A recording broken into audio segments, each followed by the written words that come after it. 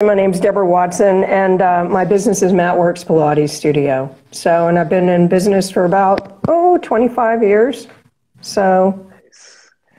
Yeah, that's amazing. Whenever I have people on who've been like in the business for like 25 years, I'm always curious to find out like how you found Pilates, like, and what made you decide to make this your career.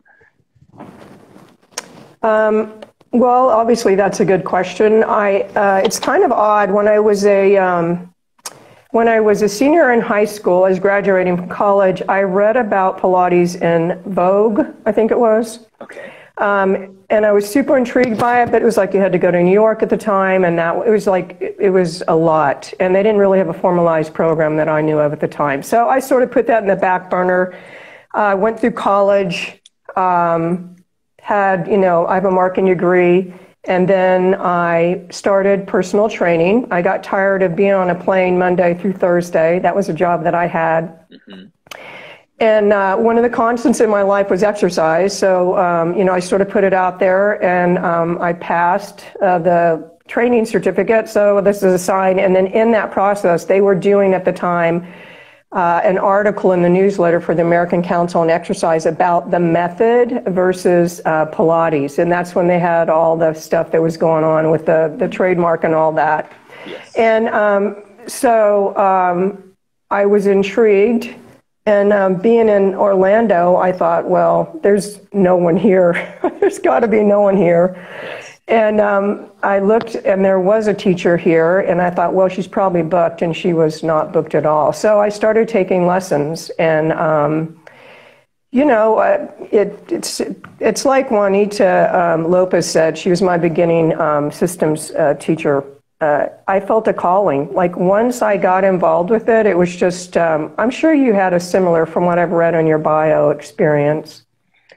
I like that. Yeah, I like you saying like you felt a calling. I mean, when I think about the calling for me in that sense, it was like I was so intrigued by how challenging it was. I wanted to own it in the same way that it owned me. You know what I mean? Like that first, I've done. There's a few places where I connected with the work. Like one, when I was injured with football, and I was going to a chiro, and I started to do more classes there, and that was good. It's fun. I took some interest courses there. But then when I came back to it later, and I took a Pilates for Athletes class with my friend Kelsey, and it just crushed me. Like it was the hardest thing, and I was so imbalanced and exposed every one of my bad movement patterns from playing football. And I was like, okay, this completely crushed me today, and I want to own this in the same way it owned me. Like it was a sense of like, I recognize how this can make me stronger, and I also recognize how it defeated me today, sort of thing, right? So like that was the sense of I want more of this from that moment. I don't know if that's the same for anyone else out there, but that humbling athlete moment, you realize that Pilates is tougher than you think, right? So. Well, for me, it was sort of, at the time, my dad was aging, and I saw the aging process. And at one time, the tagline was, Pilates was exercise for a lifetime.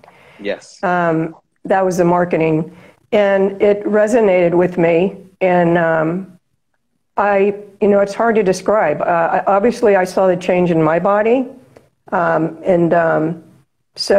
it seems like those of us who are Pilates instructors, teachers, facilitators, we're unique in the sense that we have a huge sense of curiosity. I mean, you have 2 certifications, 3, yes, in the work.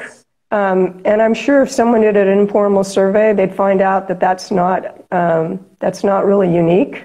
Exactly. And that's sort of how we roll, if you will. Yeah, absolutely. Right. So when you started then, so you started taking these classes with someone in Orlando, and then do you just go like do your certification with them, like through that teaching center, or did you go somewhere else to do your initial cert? Well, the woman that I trained with was from New York. She trained with Ramona, and she went through the apprentices program. I pretty much knew that I wanted, and I looked around. There wasn't a lot at the time. I really liked that you needed to have 75 lessons with an instructor or teacher before you were admitted or even considered in the program. I felt like they were giving back to the teachers, and after coming through my personal training certificate, there wasn't any of that. Right. There wasn't any thought about the trainers that came before you. And I had a really hard time getting into New York because they were super busy with people wanting to get in the program. So I actually went out to Mountain View and I did physical mind, a MAT certification in a weekend. Okay. Came back and realized that I wasn't going to do it. I want more. Yeah. So then I got in, my teacher was able to get me into an interview, and then I got into the program. So, it was a 600 plus program. So I was in Atlanta for beginning, intermediate, advanced, and did some 12-day intensive in Chicago. And then pretty much was done in 1999 and opened the studio in 2000. And then it just progressed from there. There's so many people who come on here that are, been teaching for a little while, teaching another studio, and are kind of just feeling out what they want to do with their Pilates, whether it's to work for somebody else, travel with it, have a bricks and mortar. So basically you just finished your certification and went bricks and mortar. Well, yeah, because there were no teachers at the time. You have to realize. I mean, there was my teacher, and then there was another woman. Actually, there was no one in Orlando or Winter Park. So I basically picked between the two, and Winter Park was right in the middle. It gave everybody plenty of space. And yeah, we went brick and mortar. It was interesting because I actually did have a partner, which turned out to be a huge blessing. Because, once you start teaching, you realize how much you just don't know, so. True story. What didn't you know? Do tell for all the up and coming people. Well, we had all manner of people coming to us with all kinds of stuff. So Pilates had gotten a reputation of sort of fixing things. And it became sort of a last resort. So, I mean, I was constantly doing research to find out I never knew how healthy I was until I had people coming in because they had all kinds of stuff. Yes. One guy had a lumpectomy. He was a cardiovascular doctor. It's just one thing after another. And that's a huge responsibility to have for a new teacher. You think? Yep. So are you still in that kind of fixing things mentality? Do you find corrective exercise and that sort of thing is where you lean towards now, or? Well, I mean, I wouldn't say that I fix things anymore. That's being a young teacher and having that sense of wanting to be the very, very best and, fixing and I've matured, which is good. And now I'm more about giving the power to the client and taking the responsibility off of myself and giving it to them. I mean, it's their self-care program, so they need to step up to the plate. And some of my clients have been with me for 20 years, so it's almost ridiculous because they could do the work without me, but they don't. So being able to give them a opportunity to actually feel and sense through their own body, that's how I came about. I mean, I did Polestar, I bridged with them. That was completely opposite from my classical training. I wanted something different. And then I did gyrotonic and gyrokinesis. And there's a whole different story about all of that. But I found Carol Almond, and she's doing the Body's Mind Academy, which basically is a somatic approach to Pilates. And it just answered every question I ever had, about anything that I felt like I didn't know about. So that's a compliment to have. No, it is. I can't even tell you how amazing it has been as far as my professional growth, and not only as a facilitator, but as a human being. I mean, because we're about mind, body, spirit. That's just how we look at the work. So everybody has different perspectives on it. So. That's fascinating. Just like, well, like you said, you open with just saying that curiosity. So your curiosity led you on this path, and where now you're looking at it from a place of responsibility for the person. Um, the way I say it, I used to say this from personal training, and I brought this into my Pilates work, is that I'm coming alongside you in your fitness journey. And I don't think anybody starts out with that sense of responsibility, in the sense of, like, we all understand that it's their work and they need to practice and stuff, but we still carry the responsibility of helping them to move better, feel better, lose weight, fit in their wedding dress, be fit for the beach, be able to chase their kids, whatever. We carry that responsibility. Well, and I think too that, it's a different mindset, because you have to come from a perspective of, I'm not the expert on you. And that's not really the way we are organized in this type of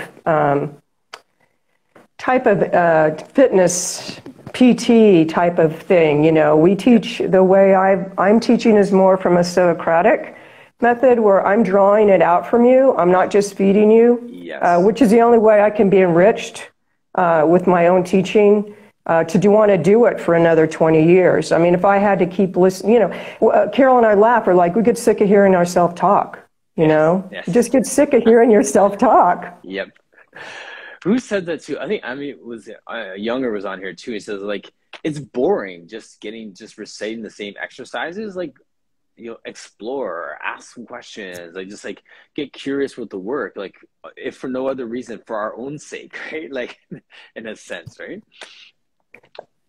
Yeah, definitely. Yeah, here's Emma Bray has a comment here. Sounds like my journey also. So many modalities and programs. They all offer different viewpoints and the way into a person's body / experience.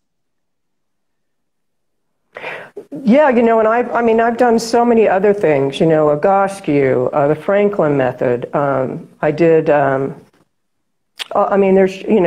there's just so many other things. The gyrotonic and the gyrokinesis. And I am happy to be in a program now where I'm using Pilates. I'm taking the work in Pilates to bring it to Pilates. One of my biggest, I don't want to call it a criticism, but I feel like, because Pilates is so effective, we have a lot of people coming in and trying to tell us how to do Pilates.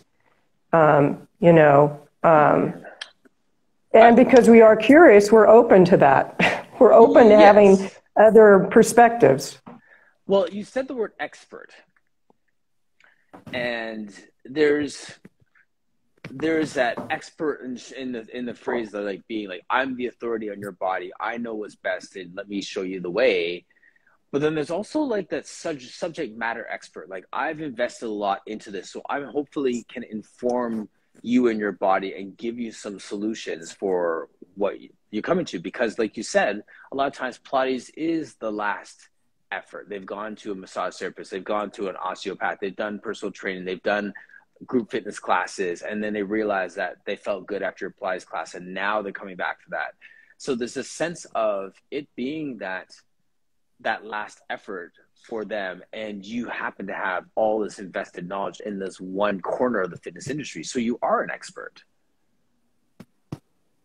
Well, I understand what you're saying. It's a fine line. I feel like, it's like, how do you keep a client independent while telling them what to do?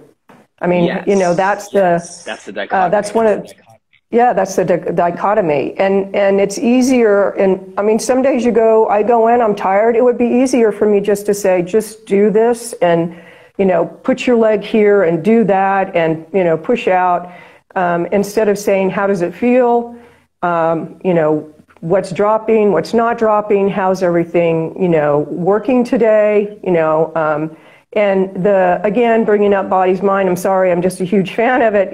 There's this really easy cueing that we've come up with that makes it super easy to be able to give really easy and efficient cues and still leave an opportunity for conversation.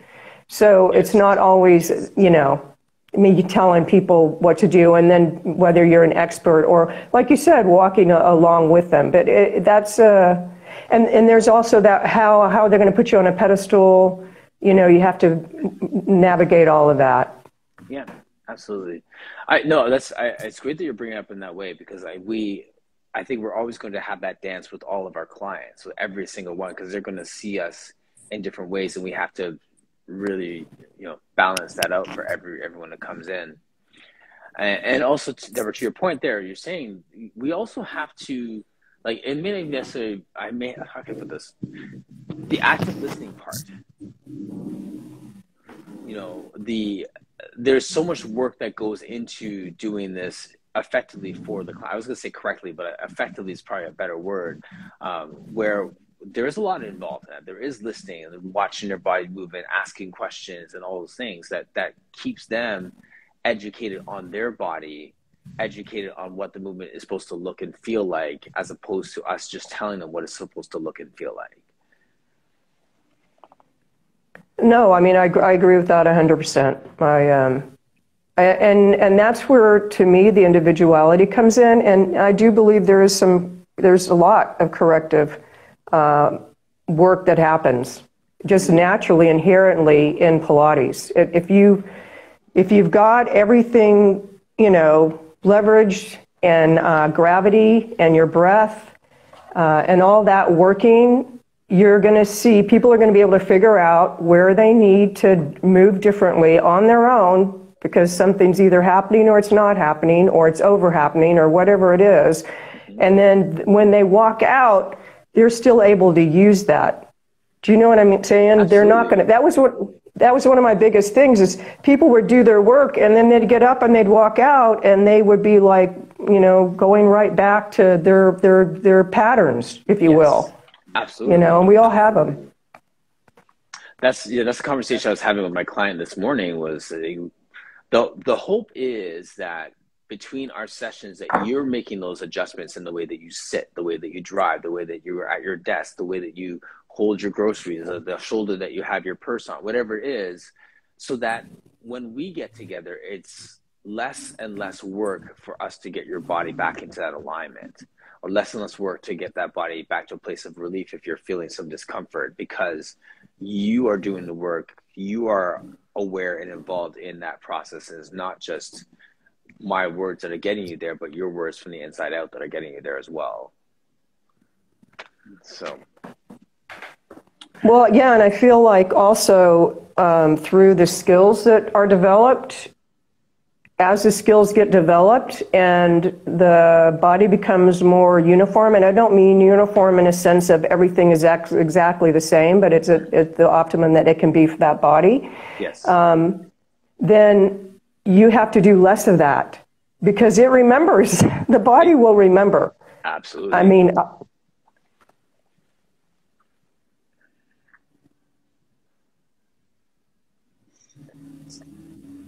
sorry, Deborah, so the body will remember? Yeah, I mean, it'll remember its place, where its place is. Yes. Yes. Yeah, absolutely.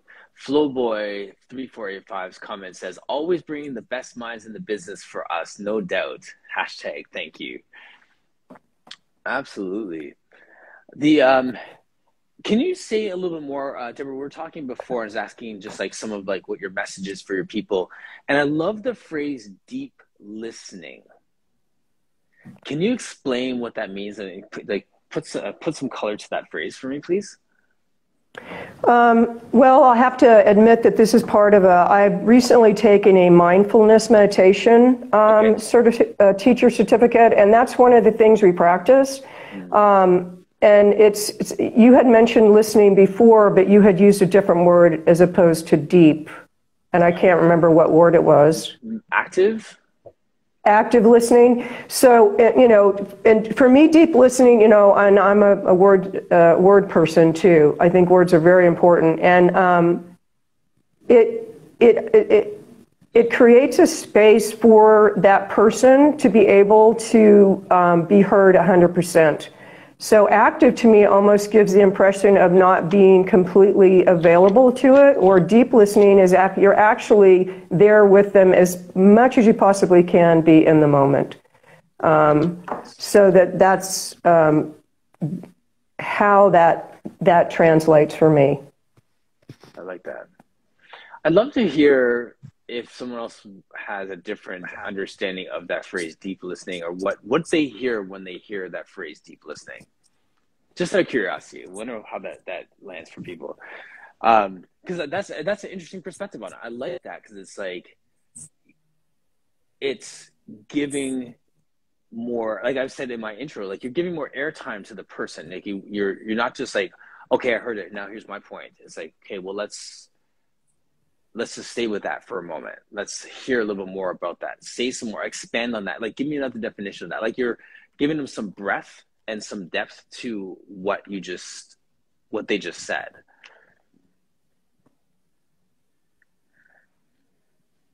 Okay. I'm going to chew on that for a bit. I like that. I'm like, deep listening versus active listening. Good. That's challenging my paradigm on that. I was like, I wonder if I'm going to just sub out active with deep from now on, now that I've heard that. Who knows? Well, that's why we're here, right? We learn from each other. Absolutely. So Betty Malone saying, deep listening to me is connecting respectfully to what the other person feels as well as says. Yes. What they feel, what they say. Yeah, it sounds good. Yeah. And Betty, when I was doing a lot of counseling, one of the questions I would use with people, and I won't say tricks I would use, but like, when you get a sense from people that they are a person inclined to think about things, well, I think this, I think this, I think this, I start to ask them feeling questions. Well, how do you feel about this? How do you feel about that? If I've heard them before prompting them, every answer was like, I feel like this, I feel like this. I'd ask them, what do you think about X, Y, or Z? So I kind of get them to shift their brain to the other side from thinking to feeling just by the words that you ask. And they're like, oh, well, I think this. No, I didn't ask you what you think. I asked you how you felt. So I think that kind of ties into that deep listening, where it's like, well, let's get a fuller understanding of what was just said. And Emma Bray saying, really holding the space for someone to explore what's going on, to get the opportunity to truly respond rather than reacting. That's good. That is good. Yeah, the respond versus react is huge. Yep. That's another word thing, you know. Thank you, Emma. Yeah, I could spend all day on words like that. There's so much intention behind them, right? So we just use them so flippantly, and when we start to think about them, it really helps and informs how we move and how we lead, right? So that's good. Well, I mean, not to get too much into the spiritual part, but my spiritual path talks, words are huge. You know, what you put forward is really important, and what comes back. Yeah, so. Circling back to the Pilates for a second, even though I really feel this is Pilates. Actually, let me get Carrie's comment first. Having empathy and giving the conversation as a sense of belonging. I'm assuming that's sense of belonging instead of sense of belonging. Yes, giving them a sense of belonging in that, absolutely. So sorry, Deborah. So who would you feel is like your kind of ideal client? Like, who do you enjoy working with most in terms of certain types of people groups or issues or people that have come into your studio? Well, it's a good question. I think I would say someone who is as curious as I am and has a sense of self-responsibility and wants to take responsibility for their self-care.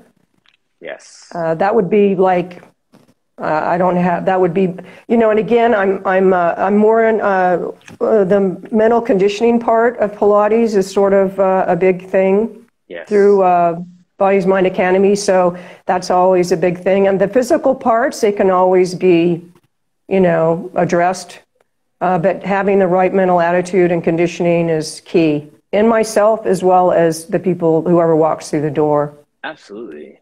The way I've asked that question in the past is like, who would you train for free, right? Like, who is it that would come to the door and you'd be so excited to work with them that you could work with them for the rest of your life just out of the sheer enjoyment of working with a body that is that curious and that, you know what I mean? That sort of thing.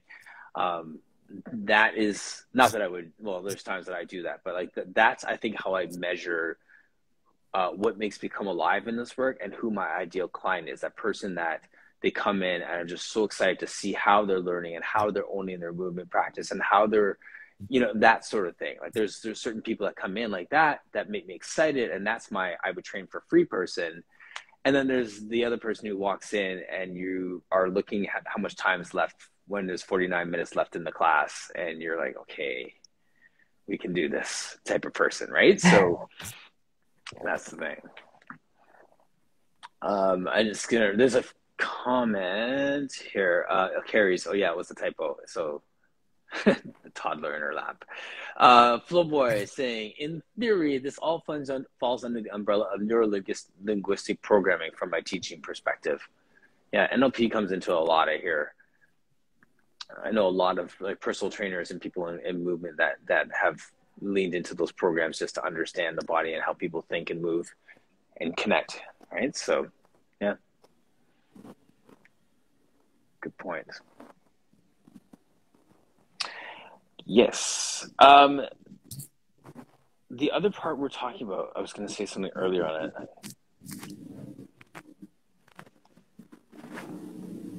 Deep listening, the responsibility piece. Oh, yeah, that's right. The conversation versus the messaging, like just giving a message versus a conversation. Now, I like that because I feel like that's what we do here. Like it's not we're telling everyone this is the way that teaching is supposed to look in Pilates.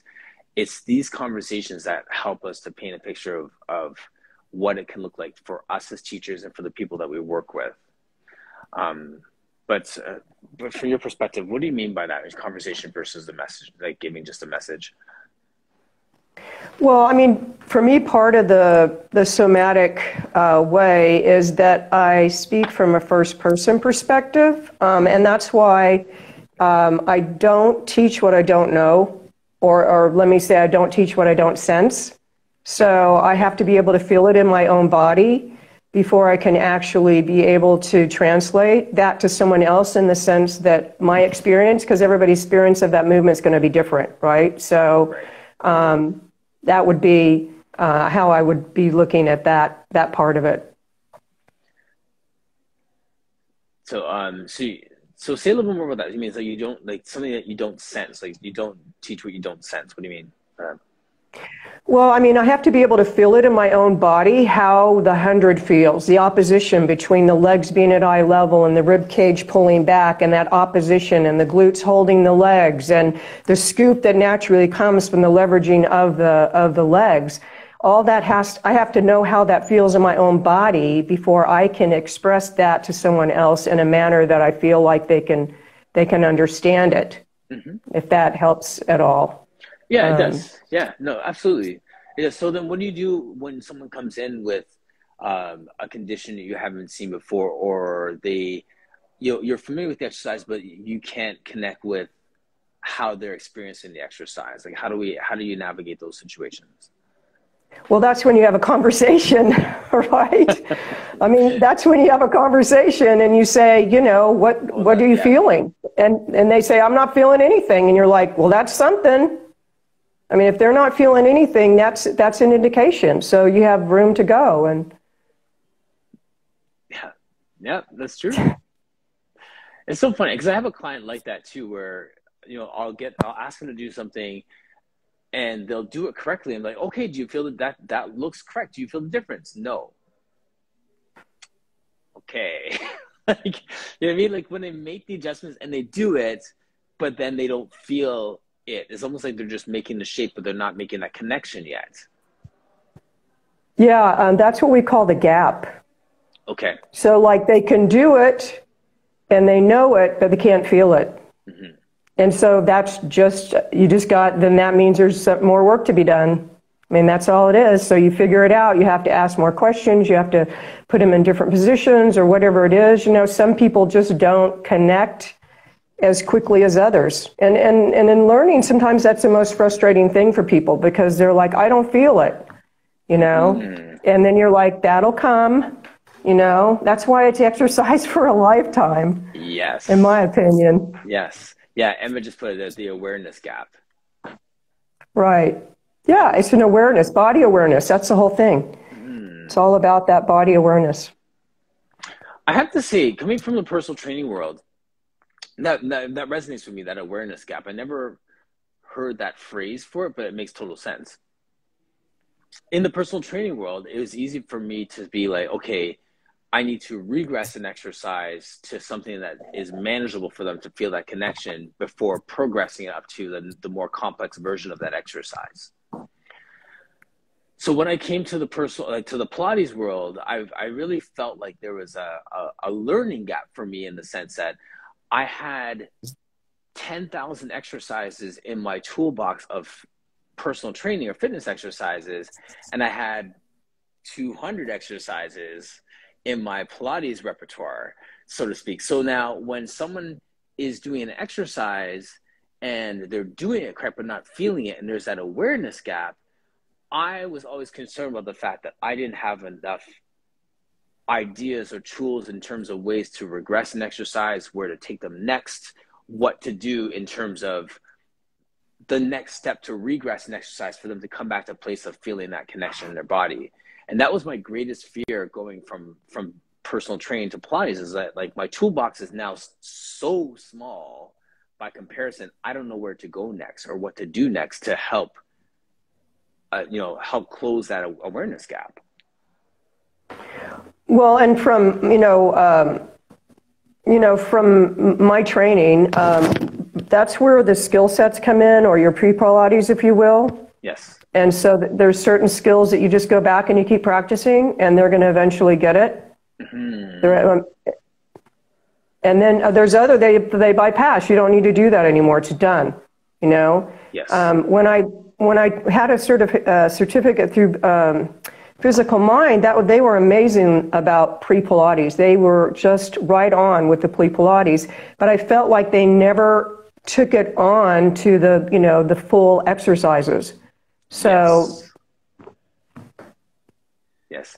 I think Flow Boy just had a mind-blowing experience there. Like, hold up, making the shape but not making the connection powerful. I can't take credit for that.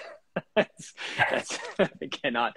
But yes, I think that's what happens a lot, right? And actually, just to hang on that moment, that piece for a second, that sense of making the shape but not making the connection comes from a lot of times in the dance world. A lot of people who have great mobility in their body, they're able to make the shape, the Pilates shape that we want them to make, but they're so mobile that they don't have to make a connection to make it look like they're doing it correctly. I never had that problem, because I'm so from being an athlete to even get in that shape was a challenge. So like, I can't fake it until I make it there. I either made it or I'm just not making it. That's one of from the other side, when we're working with people who have like hypermobility and stuff like that, that's where we'd see that conversation about making the shape but not the connection sometimes. Not the only place, but sometimes. That's the one that people most connect with in terms of that idea. And then they have to, I'm sorry, go ahead. Oh, no, sorry, just saying hi to Jillian. Jillian Hessel is in the chat there as well. Well, and then that has to do also with how, a dancer may need to come up in a different way muscularly than a athlete who may need to come down a little bit in their patterning. So. Right. I mean, I'm an athlete. I started out as an athlete, so finding that ability to release to gravity that's the hardest. One of the hardest things for most people is how they're going to just relax. And I don't mean just slump around on the ground. I mean to work what needs to work and release what needs to be released, and not be in a constant, like you said, just holding the shape. Yes. There's a fluidity in Pilates and in the spine that happens that sometimes has gotten lost. Yeah, absolutely. I see Helen's comment here. So many people have a huge lack of body awareness and connection, and I find the challenge fun that one day, sooner or later, boom, they get it. Yes, that's those Helen, those are the moments that we chase after sometimes, right? When you see someone who doesn't have a connection, and we're like, okay, let's see how long it takes for them to get it. Maybe they'll get it today, maybe they'll get it in 6 weeks, but we get them on that journey, and then when they finally get it, sometimes they don't even realize that they got it. And you're like, can we just stop for a second and celebrate the fact that you know, I yesterday when I was doing my online class, I was taking some of my my online students through a boomerang. So I did a lot of exercise to set up the exercise. And in the setup for the exercise coming to boomerang, I had them doing open leg rocker, rolling back. And it's like, do this exercise, do that exercise.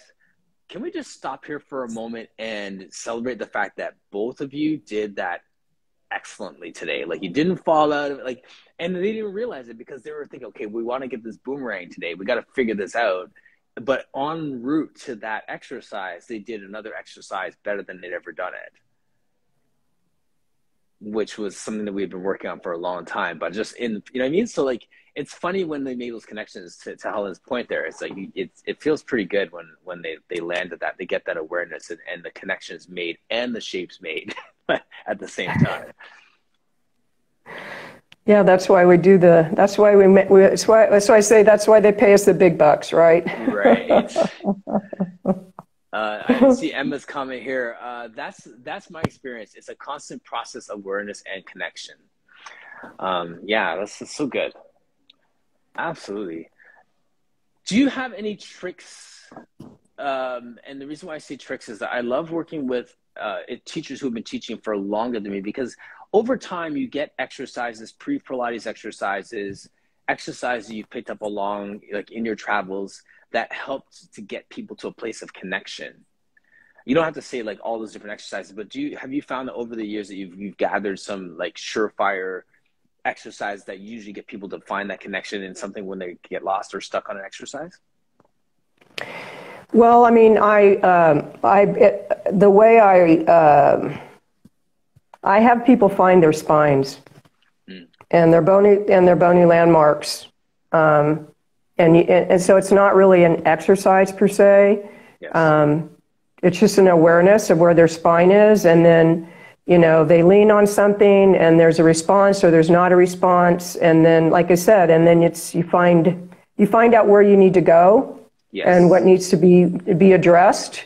They tell you I'm not, with their movement. Yeah, they tell me. Yeah, yes. I'm not big on like, oh, here's an exercise, do this for that, because number one, if you want to get down on the ground, yeah, I'll give you something.